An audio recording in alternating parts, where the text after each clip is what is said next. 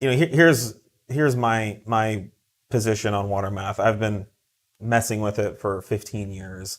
I remember in the early 2000s, people, in some of the forum, before forums, some email lists, we would talk about how in World War II they used water meth in the fighter planes to help run more boost in on these supercharged massive like rotary engines, 2,000 horsepower fighter plane engines. And so water meth is not a new thing. It's been being used for a long time.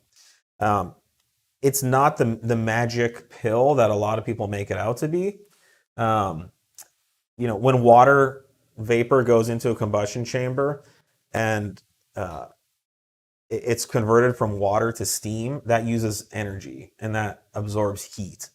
So if you have a hot intake charge, you can convert some of that heat into steam and potentially reduce the heat or steam, or make the air slightly more dense because you've taken some of the heat out of it. However, it's a pretty minimal effect, and I have never seen anything to suggest that it's like going from 91 to 100 octane by just simply injecting water. Right.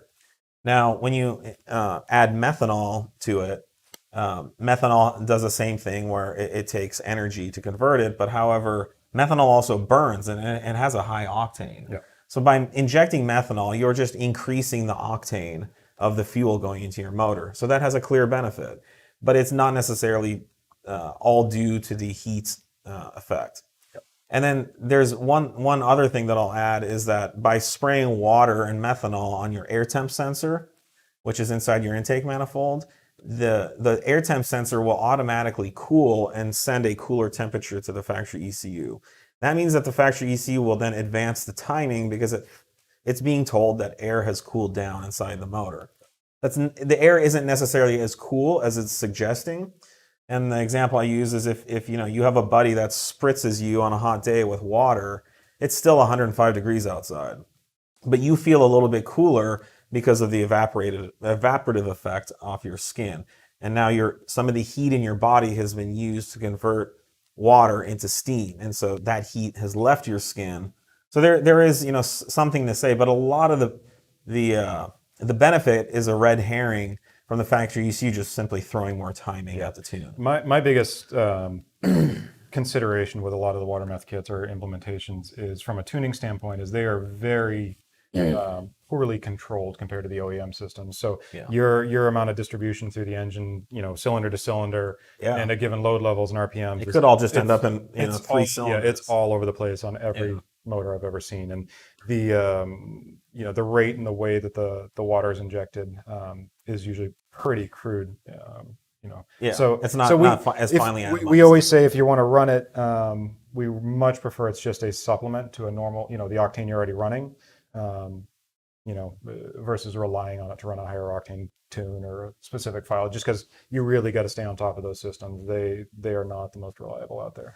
What I like, what I've done before is set up a water injection system and spray it onto your intercooler. We have done that before. Yeah, and that actually helps cool the water, hits the intercooler, heat from the intercooler goes into the water and it evaporates. It throws a chunk of thermal mass at the intercooler. And that's right. Pulls the heat out. Yeah, so if you have a hot pan and you throw a bunch of water on it, what happens? The temperature of the pan goes down greatly as the pan converts its heat energy into steam.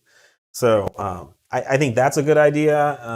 A big issue I have with water meth, and like Nate said, is how it's implemented is, what if you're driving and you have a tune for it and then your bottle empties out? And a lot of the systems I know warn you and things like that, but I don't want to have to maintain that. It's annoying enough to have to keep gas in the tank, at all times. So anyways, that's our position. We do offer a 27T kit.